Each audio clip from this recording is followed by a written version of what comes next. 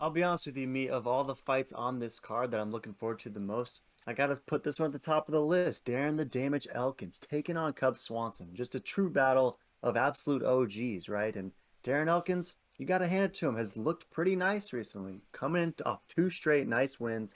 He took out Meat Boy Minner Dinner, Derek Minner with a second round TKO, and obviously in true damage fashion, he ate a lot of meat bumps in that first round, but he managed to survive.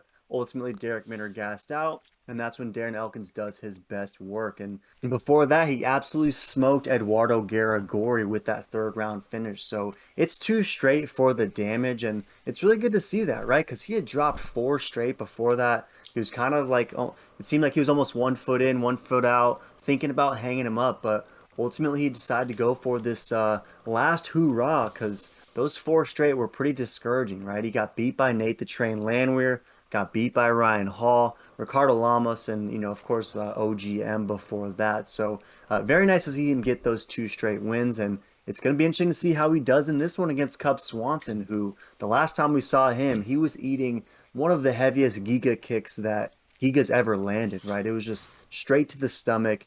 He absolutely crumbled, and the fight was over in a minute, and it was tough to watch, right? Because Cub before that had won two straight. He took out Daniel Pineda when he was a decent underdog.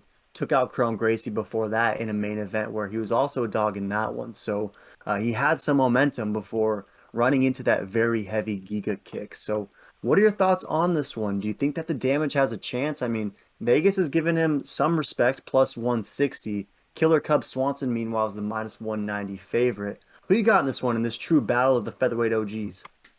Yeah, this truly is a battle of the OGs. You have Cub Samsonite versus Darren Elkins.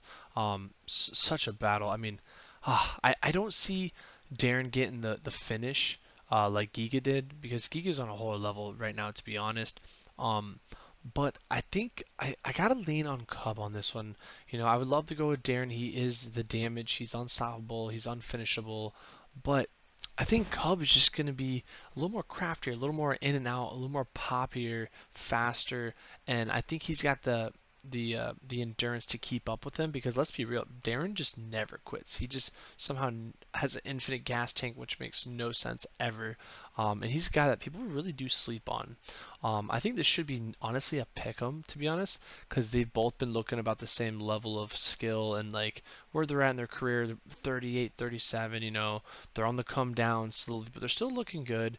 So it's gonna be one heck of a battle, but I gotta go with 74%. Kind of crazy that these people have that big of a sliver of brown. It should be 100% tan decision because it's impossible. If Ryan Hall can't put out Darren Elkins the damage with a spinning wheelhouse kick to the dome, I just don't see Cub doing it. But this is gonna be one heck of a battle. But I gotta go with my gut, and I'm picking Cub on this.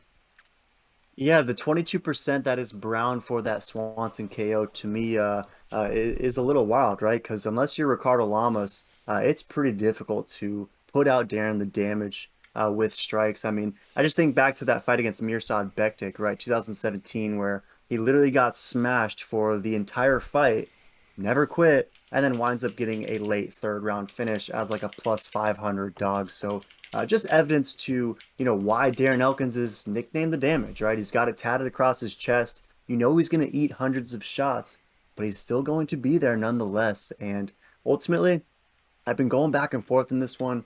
Big fan of Cub Swanson. I mean, this is a true OG, right? This is a guy who finished Charles Oliveira back in the day. He's got dozens of UFC fights, been around in the company for a long time, and is someone who I have a great deal of respect for. But ultimately, I got to go with the damage. I think that Cub's going to pour it on Darren Elkins very early. He's going to be inches away, moments away, seconds away from getting a finish, but the damage will survive.